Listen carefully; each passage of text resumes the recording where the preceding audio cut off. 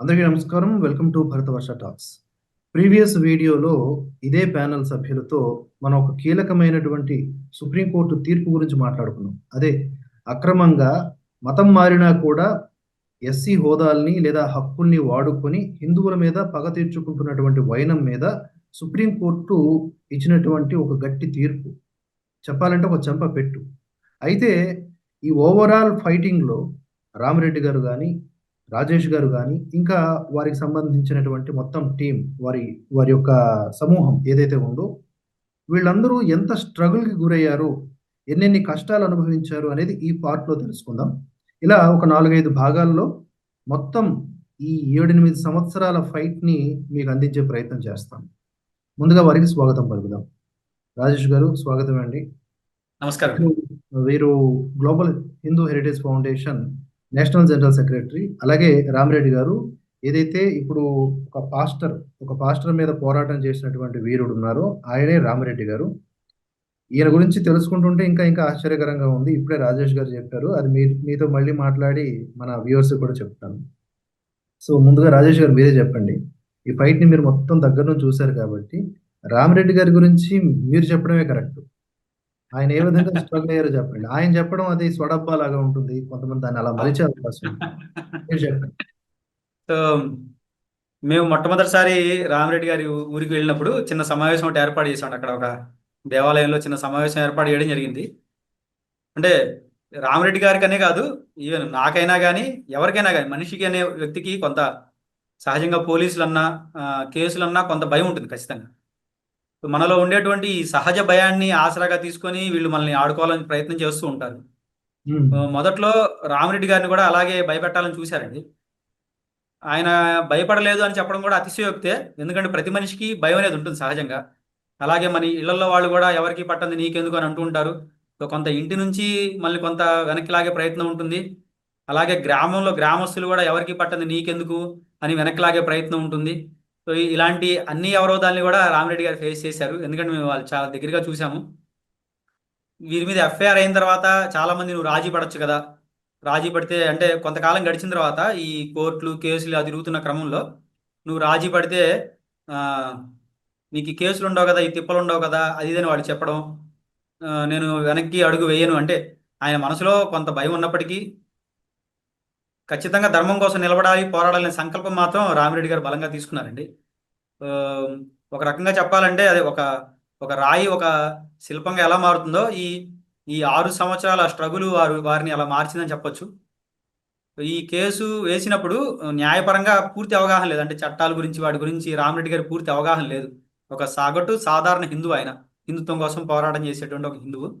కానీ ఒక గొప్ప విషయం ఏంటంటే ఈ కేసు వేసిన తర్వాత ఈ 6 సంవత్సరాల్లో ఆయన ఈ కేసులో ఆయన ఎదుర్కొన్నటువంటి ఇబ్బందుల్ని దృష్టిలో ఉంచుకొని ఆయన ఎల్ఎల్బి కంప్లీట్ చేసి బార్ కౌన్సిల్ ఎగ్జామ్ రాసి ఇప్పుడు అడ్వకేట్గా ఆయన ప్రాక్టీస్ చేస్తున్నారు. సో ఇది చాలా గొప్ప విషయం. ఆయన అవును. అడ్వకేట్గా ప్రాక్టీస్ చేయడమే కాదు, ఇప్పుడు ఆ, కొన్ని కేసులు మేము ఒక ఒక చిన్న ఉదాహరణ చెప్తాను, సందర్భం వచ్చింది కాబట్టి. రీసెంట్గా తాడేపల్లిలో ఒక అక్రమ చర్చికి సంబంధించినటువంటి ఒక కేసు రామరెడ్డి గారు మరియు వారి మిత్రులు శివారెడ్డి గారు ఆ, చూసి హైకోర్టులో దానికి సంబంధించినటువంటి ఒక ఒక ఆర్డర్ కూడా తీసుకొచ్చారు. మరి మరొక ఎపిసోడ్లో దాని గురించి చెప్తాను. అది కూడా చాలా పెద్ద స్టోరీ, చాలా సంవత్సరాల పోరాటం.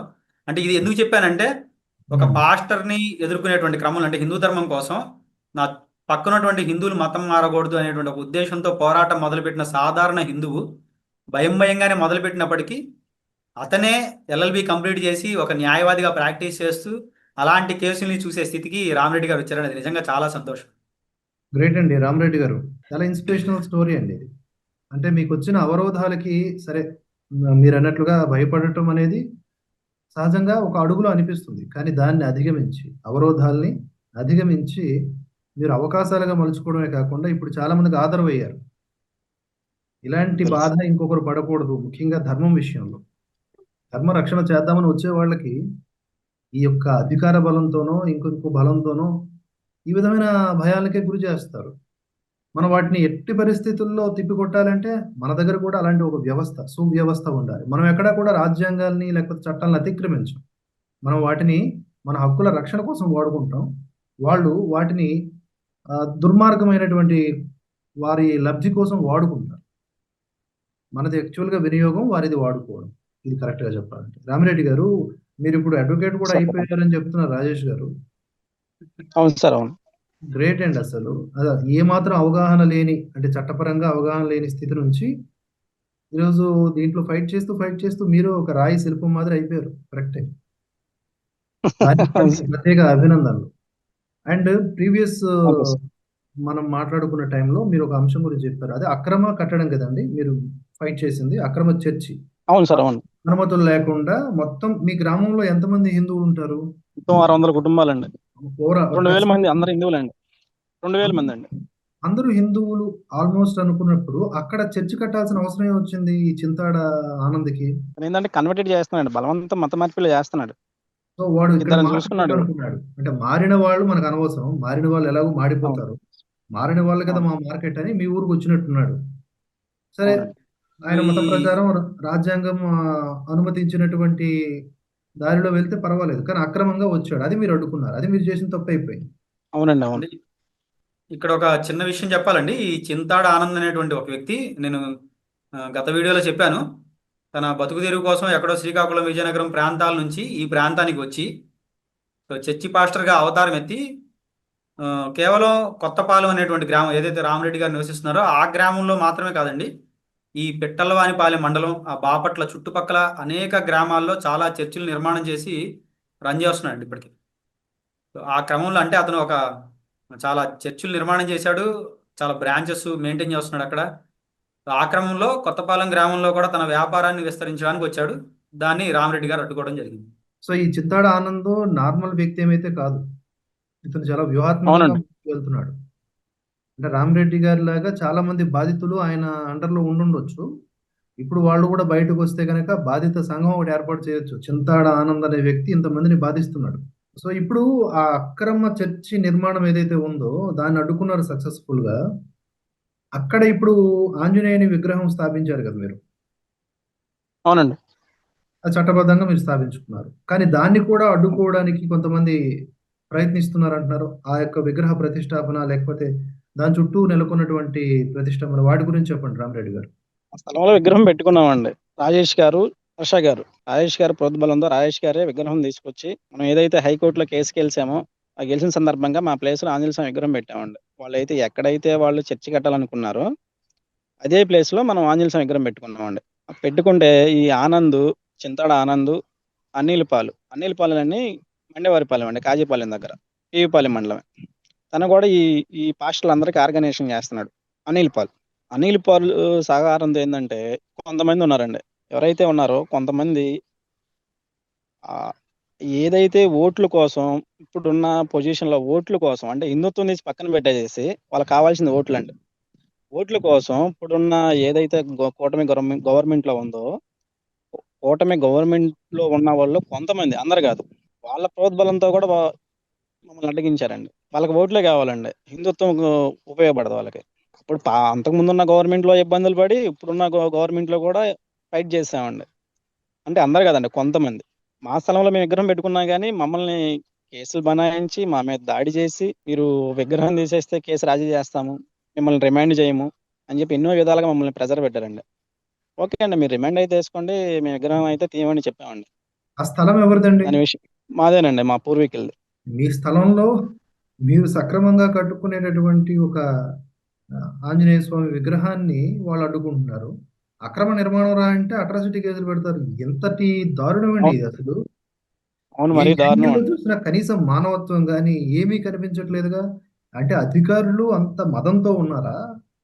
ఈ పోలీసులు గాని లేకపోతే వీళ్ళంటే వీళ్ళు ఏదనుకుంటే అది అయిపోద్దనుకుంటున్నారా? వీళ్ళకంత దమ్ము, ధైర్యం అంటే వెనక నుంచి ఎవరైనా నడిపిస్తున్నారా?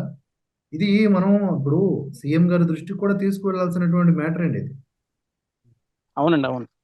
చూడండక్కడ ఎంఆర్ఓ, పోలీస్ అధికారులు, ఎస్సీ కమిషను ఇవన్నీ కుమ్మక్కయిపోయి ధర్మం మీద దాడి చేస్తా ఉంటే నిరంతరం, ఇన్ని సంవత్సరాలు జరుగుతున్న దాని మీద ఒక స్పెషల్‌గా ఒక విచారణన్నా చేయాలి గదా! ఓకే. అవునండి, మనం చేయాలి. వేస్తున్నవి ఆరోపణలే అనుకుంటే, ఆరోపణలు అవి ఆధారాలు సేకరించడమో, లేకపోతే మావి నిరాధార ఆరోపణలని ప్రూవ్ చేయడమో జేయాలి గదా!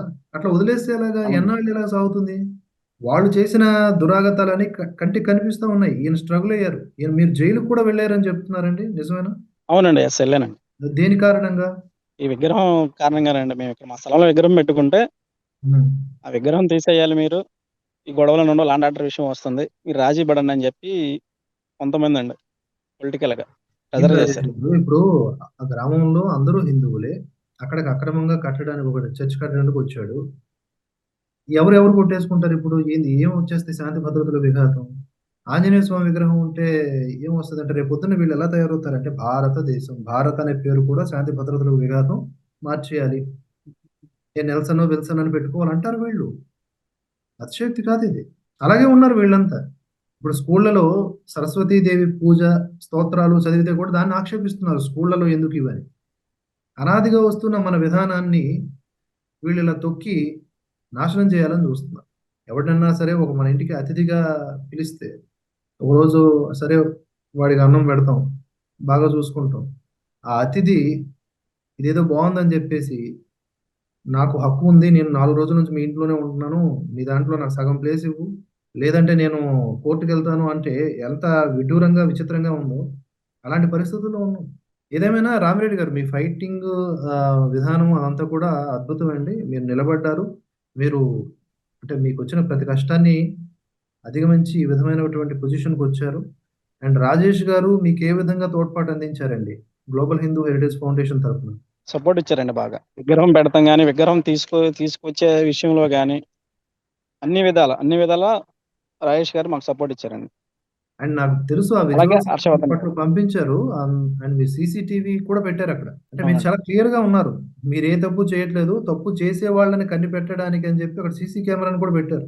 శాంతి భద్రతలకు విఘాతం మేము కల్పించము అనడానికి అన్నీ ఒక క్లియర్‌గా మీరు చూపించినా కూడా పోలీసులు కావాలని ఇలా చేస్తున్నారు మరి. మరి వారి తీరుకి అవునండి. అర్థం ఏమిటో వారే చెప్పాలి. వారి నంబరు పోలీసులతో కూడా మాట్లాడే ప్రయత్నం చేద్దాం. మీరు మళ్ళీ వెళ్లారండి? స్టేషన్‌కి వెళ్లారా? లేకపోతే అధికారులతో మాట్లాడారా? వెళ్ళానండి. స్టేషన్‌కి కూడా వెళ్ళాను. మాకు లాండ్ ఆర్డర్ విషయం వస్తుంది. విగ్రహం జోలికెళ్ళొద్దు. మీరు అక్కడ పూజలు చేయొద్దు అని నోటీసులు ఇచ్చారండి. ఎస్ఐ గారండి మీకు ఈ మాటలు చెప్పింది? సిఐ అవునండి. గారు. ఎస్ఐ గారండి. మళ్ళీ సేమ్ ఎంఆర్ఓ గారిది కూడా 145 సీఆర్‌పీసీ ఇప్పించారండి. హ్మ్. డైరెక్షన్ ఇప్పించారు. అయినా సరే మేము మా కోర్ట్‌లో కూడా క్లియర్ కట్‌గా ఇంజంక్షన్ ఉందండి. ఏదైతే అవునవును. చింతాడ ఆనంద్ ఉన్నాడో, చింతాడ ఆనంద్ ఉన్నారు, దోమ కోటడి కన్వర్ట్ అయిన అతను ఎవరున్నారో వాళ్ళ మీద ఈ స్థలంలోకి రావద్దని చెప్పి మేము ఇంజంక్షన్ కూడా తీసుకొచ్చామండి 2022లో. హ్మ్. సరే ఇప్పుడు ఎన్ని విధాలుగా మీకు బలం ఉన్నా కూడా అంటే న్యాయం పరంగా, ధర్మం పరంగా వాళ్ళు దాన్ని అవునండి. తొక్కేస్తూ ఉన్నారు. ఎట్లో అట్లాగా వాళ్ళ అవునండి. అధికార జులుంని ప్రదర్శిస్తా ఉన్నారు. సరే గత ప్రభుత్వం అంటే పక్కన పెడదాం. ప్రెజెంట్ ఉన్న అవునండి. అవును. కూటమి ప్రభుత్వం కూడా మీకు సపోర్ట్ చేయట్లేదా రాజేష్ గారు? ప్రస్తుత అంటే ప్రస్తుత ప్రభుత్వంలో కూడా అంటే ఈ ఎవరైతే ఈ మత మార్పిడి మాఫియా ఉన్నారో వాళ్ళదే పై చేయిలాగా అనిపిస్తుందండి. అలా అనుకోవాల్సి వస్తుంది. ఎందుకంటే జరిగిన పరిస్థితులు అలాగే ఉన్నాయి. సో, ఇందాక చెప్పారు మనకు హైకోర్టులో మనం కేసు గెలిచిన తర్వాత మనకు గుంటూరు జిల్లాలో తాళ్లాయిపాలెంలో శివస్వామి గారు అని ఉంటారు. సో, వారిని తీసుకువెళ్ళి ముఖ్య అతిథిగా మనం అక్కడ విజయోత్సవ సభ ఒకటి ఈ గ్రామంలో ఏర్పాటు చేశాం. సో, మొట్టమొదట మనకు కోర్టు తీర్పు వచ్చిన తర్వాత అనుకూలంగా తీర్పు వచ్చిన తర్వాత మనం ఒక సభ అనేది నిర్వహించడం వల్ల గ్రామంలో మిగిలిన హిందువులకి ధైర్యంగా ఉంటుంది అని మనం ప్లాన్ చేసినప్పుడు మొట్టమొదటిసారి పోలీసులు రామిరెడ్డి గారికి ఫోన్ చేసి అప్పుడు అబ్జెక్ట్ చేయడం జరిగింది. వద్దు అంటే ఇలాంటి సిచ్యువేషన్‌లో అంటే స్వామీజీ వచ్చి మాట్లాడితే ఒక వాతావరణం వేడెక్కుతుంది అన్నట్లుగా ఏదో మాట్లాడి, సభ ఇప్పుడు పెట్టొద్దు. మీరు ఆల్రెడీ కోర్ట్‌లో గెలిచారు కదా! వాయిదా వేసుకోండి లేదంటే క్యాన్సిల్ చేసుకోండి అన్నట్టుగా కొంతమంది మాట్లాడడం జరిగింది. ఇప్పుడు గ్రామంలో అందరూ హిందువులే. సర్టిఫికేట్ పరంగా ఎవరు కూడా క్రైస్తవులుగా సర్టిఫికేట్ ఎవరు తీసుకోలేదు. ఒకవేళ మనం మతం మారారనుకున్నా ఒక 4, 5 కుటుంబాలు ఆ గ్రామంలో మతం మారాయి. ఈ క్రైస్తవ మాఫియా వల్ల. సో, మనం గెలిచి ఒక విజయోత్సవ సభ పెట్టుకుంటున్నాము. అది కూడా దేవాలయంలో పెట్టుకోవడానికి కూడా అంటే మీరు పెట్టుకోవద్దని చెప్పినటువంటి పరిస్థితి ఉంది. ఆ సభ పెట్టుకున్న తర్వాత మళ్ళీ ఈ కేసు సుప్రీంకోర్టుకి వెళ్ళింది. మరి మేమేం చేశామంటే అది రామిరెడ్డి గారి స్థలం అయినప్పటికీ కూడా రామిరెడ్డి గారు ఏంటంటే ఈ స్థలం నుంచే అంటే వారు ఆ రోజు నాతో వ్యక్తిగతంగా చెప్పిన మాట ఏంటంటే మంచికో చెడుకో మనం దీంట్లోకి వచ్చాము. మన వల్ల ఒక గొప్ప తీర్పు వచ్చింది. ఈ తీర్పు ఎంతోమందికి ప్రేరణగా, ఎంతోమందికి ఊతంగా ఉంటుంది. అలాంటి తీర్పుకు కారణమైనటువంటి ఏదైతే ఈ వివాదాస్పద స్థలం అంటే నేను మునుపటి వీడియోలో చెప్పాను. ఈ చింతాడ ఆనంద్ అనేటువంటి వ్యక్తి చుట్టుపక్కల అనేక గ్రామాల్లో చర్చిలు కట్టి మతం మారుస్తూ ఆ వ్యాపార విస్తరణలో భాగంగా వీళ్ళ గ్రామానికి కూడా రావడం. రామిరెడ్డి గారు దాన్ని అడ్డుకోవడం, నా మత ప్రచారానికి అడ్డు ఉన్నాడు అనే కారణంతో వారి భూమిని కబ్జా చేయాలని ప్రయత్నం చేసి ఆ భూమిలో చర్చి కట్టేటువంటి ప్రయత్నం చేశారు. అంటే రామిరెడ్డి గారి భూమిలో చర్చి కట్టే ప్రయత్నం చేసిన తర్వాత ఇంకా మాట మాట పెరగడం, ఆ కేసు పెట్టడం అది జరిగింది. సో రామిరెడ్డి గారు ఏంటంటే ఈ స్థలంలోనే అతను చర్చి కట్టాలనుకున్నారు కాబట్టి ఆ స్థలంలోనే మనం విగ్రహం పెడదాము, నా స్థలం అయినప్పటికీ నేను ముందు విగ్రహం పెడదాం, తర్వాత దేవాలయం నిర్మాణం చేద్దామని కూడా రామిరెడ్డి గారు చెప్పడం జరిగింది. సో ఆ స్థలంలో ఏదైతే శివస్వామి గారిని తీసుకొచ్చి మేము విజయోత్సవ సభ పెట్టామో దాని తర్వాత ఒక ఆంజనేయ స్వామి వారి విగ్రహాన్ని ఆ స్థలంలో ఏర్పాటు చేయాలని అనుకున్నాము. ఆ విగ్రహాన్ని కూడా గ్లోబల్ హిందూ హెరిటేజ్ ఫౌండేషన్ నుంచి అందజేయడం జరిగింది. ఆ విగ్రహ ప్రతిష్ఠ రోజు కూడా అంటే గ్రామంలో హిందువులందరినీ పిలిచాము, కొంతమంది అర్చకుల్ని, పూజారుల్ని వాళ్ళని కూడా పిలిచి మేము అక్కడ ప్రతిష్ఠ కార్యక్రమం లాగా చేస్తున్నప్పుడు అంటే ఎవరైతే ఈ క్రైస్తవ మాఫియా ఇతను ఉన్నాడో ఇతను ఎప్పుడు కూడా సీన్లోకి రాడండి. ఇతని ద్వారా ఎవరైతే మతం మార్చబడ్డారో వాళ్ళని ఆధారంగా చేసుకొని తను గేమ్ ప్లే చేయడం జరుగుతుంటుంది. అలాగే గ్రామంలో ఇప్పటికే మతం మారినటువంటి వాళ్ళని ఆ విగ్రహ ప్రతిష్ఠ రోజు కూడా పంపించి వాళ్ళు హిందువులందరూ పూజ చేసుకుంటూ ఉంటే వాళ్ళు దుర్భాషలు ఆడడం, రాళ్లతో దాడి చేయడం, ఆ వీడియోస్ అవన్నీ కూడా ఉన్నాయి మన దగ్గర. అలా చేశారు. ఆ వీడియోస్ కూడా అవన్నీ ఉన్నాయండి. అవన్నీ ఎందుకంటే మేము మామూలుగా జనరల్గా షూట్ చేస్తున్నప్పుడు వాళ్ళు వచ్చారు. సో వాళ్ళు దుర్భాషలు ఆడుతున్నా కానీ మేము ఎక్కడ సంయమనం కోల్పోకుండా ఉన్నామని జై శ్రీరామ్ అని పెద్ద పెద్దగా చెప్పుకుంటూ విగ్రహ ప్రతిష్ఠ చేయడం జరిగింది.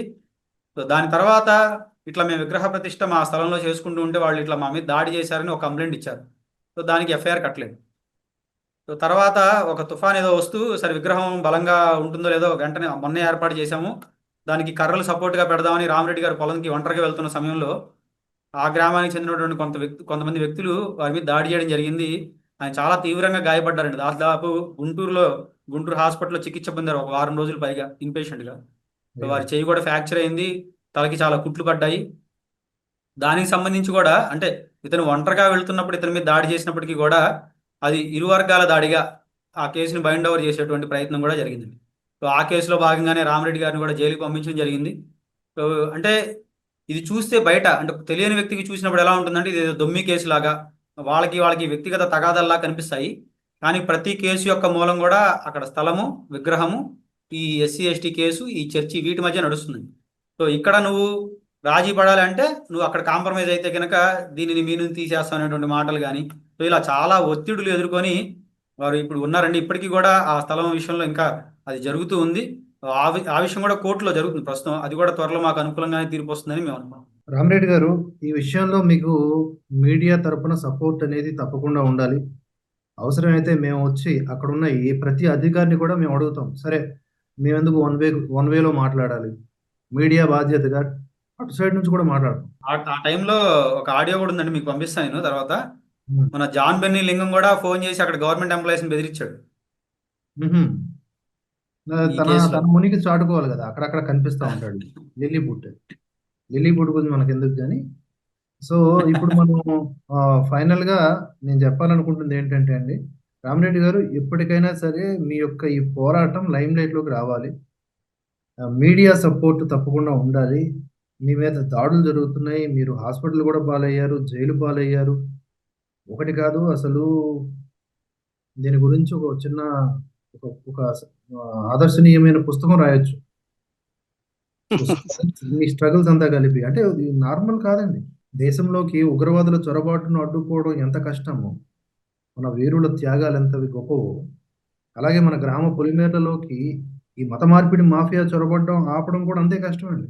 సో మీరందరూ జవాన్లలాగా మీ గ్రామాన్ని కాపాడుకునే ప్రయత్నంలో గాయాల పాలయ్యారు, జైలు పాలయ్యారు, ఆర్థికంగా నష్టపోయారు, మానసికంగా చాలా బాధకు గురయ్యారు. ఆ స్ట్రగుల్ మీ పొజిషన్లో ఉండి నిలబడినోడికి, అంటే మీ షూస్లో కాలు పెట్టిన వాడికే తెలుస్తుంది. పైన కాదు, మీ పొజిషన్లో మీరై చూస్తే ఆ నొప్పి ఏంటో తెలుస్తుంది. నాకైతే అలా ఒక రకమైన భావన కలుగుతోంది. తప్పకుండా మీకు విజయం కలగాలి, బలం కలగాలి, స్థైర్యం కలగాలి. ఆంజనేయ స్వామి మీకు రక్షణగా ఉన్నాడని నేను నమ్ముతూ ఉన్నా. ఇకపై ఉండే ప్రతి స్టెప్లో కూడా నన్ను please join me in your group. తప్పకుండా నన్ను నా వైపు నుంచి మన భరతవర్ష మాధ్యమాన్ని కూడా దీనికి యూటిలైజ్ చేసే ప్రయత్నం చేస్తాను.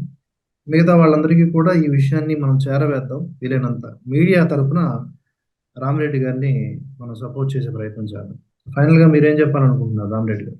ఫైనల్ గా సార్ ఏం లేదు సార్, అనేక రకమైన పార్టీల్లో ఉంటారండి. మన హిందువులు ఉంటారండి, 4 పార్టీల్లో ఉంటారు. కానీ క్రిస్టియన్స్ ఉంటారు, అదే సేమ్ క్రిస్టియన్స్ కూడా ఉంటారు. ఉన్నా కానీ క్రిస్టియన్స్ అందరూ ఏకమైపోతారు, పార్టీ తీసి పక్కన పెట్టేసి. మన హిందువులు ఏంటంటే అది ప్రభుత్వంలో ఇబ్బందులు పడ్డాం, సేమ్ ఇప్పుడు ఈ ప్రభుత్వంలోనే ఇబ్బందులు పడ్డాం.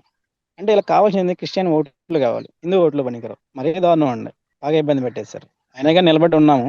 ఆదేశ్ గారు కూడా బాగా సపోర్ట్ ఇచ్చారు, అదే సేమ్ టైం హర్ష గారు కూడా. ఇక్కడ మాకు లోకల్ ఉన్న హిందువులు కూడా బాగా సపోర్ట్ ఇచ్చారండి, మా గ్రామస్తులు, పీవీపల్లి మండలం హిందువులు. కానీ ఇక్కడ ఏంటంటే ఎవరైనా హిందువులు ఉన్నారంటే పార్టీని చూడకూడదండి. వాడు ఏ పార్టీ, ఇతను ఏ పార్టీ, అతను పూర్వం ఏ పార్టీలో ఉన్నాడు, అది కాదండి మనకు కావాల్సింది హిందుత్వం. తన హిందువా కాదా, అంతే. పార్టీతో సంబంధం ఉండకూడదు. మన కన్ఫ్యూజన్ హిందువులు మనం కాపాడుకోవాలండి, అంతే. ఒకటే లైన్, కన్ఫ్యూజన్ అదే, మన హిందువులు మనం కాపాడుకోవాలి. Correct sir. భాష, ప్రాంతము, పార్టీ, సినిమా హీరోలు ఇవేవి మనల్ని విభజించకూడదు. మన హిందువులు, అవును. ఈవెన్ కులాలు కూడా మనకి అడ్డుగోడలు కాదు. మనం హిందూ అనే లైన్ లోనే కలిసి ఉండాలి, ఒక దండలాగా అనేది బాగా చెప్పారు. అవునండి. ఫైనల్ గా రాజేష్ గారు మీరేం చెప్తారు? ప్రధానంగా నేను చెప్పాలనుకున్న అంశం ఏంటంటే, ఈ పోరాటం రిజర్వేషన్లకో ఎస్సీలకో వ్యతిరేకంగా కాదండి. ఎవరైతే హిందువులుగా ఉంటూ నిజంగా రిజర్వేషన్ అవసరము, వాళ్ళ తరపున సాటి హిందువులుగా మేము చేస్తున్నటువంటి పోరాటం. హిందూ రిజర్వేషన్ని అక్రమంగా అనుభవిస్తున్నటువంటి మతం మారిన వాళ్ళ దగ్గర నుంచి ఆ రిజర్వేషన్ తీసుకొని నిజమైన మా సోదరులకు అందించాలనేటువంటి ఈ ప్రయత్నం మాది. సో అందులో భాగంగా గ్లోబల్ హిందూ హెరిటేజ్ ఫౌండేషన్ ద్వారా క్షేత్రస్థాయిలో పనిచేసేటువంటి ప్రతి కార్యకర్తకి మేము సంస్థ తరపున అండగా ఉంటాము. అయితే ఎవరైతే చివరి వరకు నిలబడతారో రామిరెడ్డి గారి లాగా, అంటే ప్రభుత్వాలు వ్యతిరేకంగా ఉన్న, స్థానిక పరిస్థితులు వ్యతిరేకంగా ఎవరైతే నిలబడతారో తప్పకుండా వాళ్ళకి విజయం లభించి తీరుతుందండి.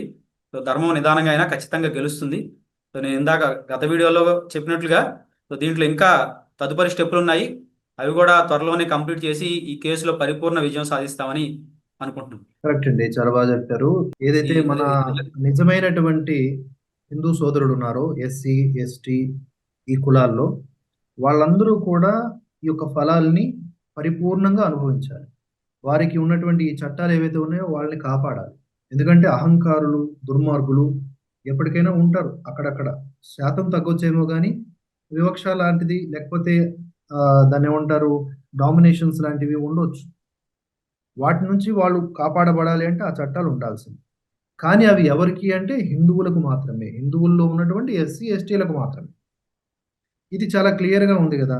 కాబట్టి మనం దీనికి వ్యతిరేకం కాదు. దేనికి, అట్రాసిటీ చట్టాలకు కానీ, లేకపోతే కులపరమైనటువంటి వివక్షతో కూడుకున్న మాటలు కూడా కావు ఇవి. ఇవి ప్రధానంగా మీరందరూ కూడా అండర్లైన్ చేసుకోవాలి. ఇంకొక ఉదాహరణ చెప్తాను రాజేష్ గారు. మన దేశంలో అక్రమంగా రోహింగ్యాలు ఈ బంగ్లాదేశ్ నుంచి, పాకిస్తాన్ నుంచి వస్తూ ఉంటారు. వాళ్ళు ముస్లిమ్సే.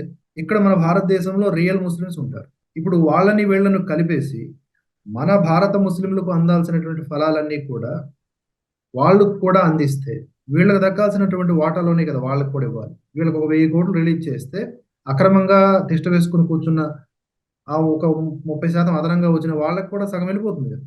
నష్టపోతుంది ఎవరు? ఇండియన్ ముస్లిమ్సే కదా.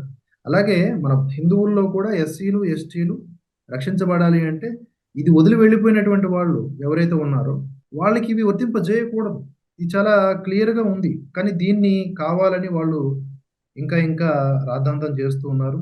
మన అంబేద్కర్ గారు, లేకపోతే మన రాజ్యాంగ నిర్మాతలు ఎంతమంది ఉంటే అంతమంది, వాళ్ళందరూ కూడా ఇవన్నీ దూరదృష్టితో ఆలోచించే చేసినటువంటి చట్టాలు.